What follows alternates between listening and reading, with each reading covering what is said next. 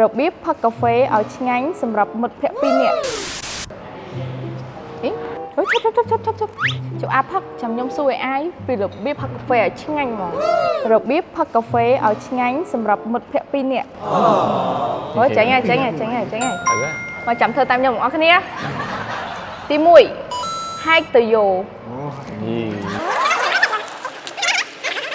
មកទី2ដោតចូលក្នុងកែវកាហ្វេអូខេទី3ញញឹមដាក់គ្នាទី4ញញថ្មិញដាក់គ្នាតមកទី5ក្រោកឈរឡើង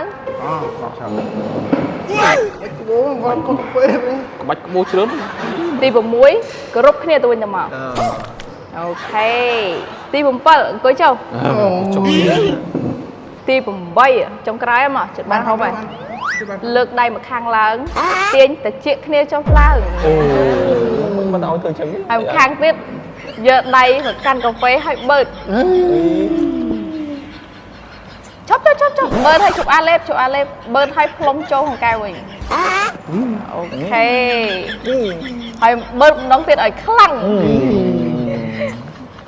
បានហើយអូខេឆ្ងាញ់ទៅអោឆ្ងាញ់មកគេមែន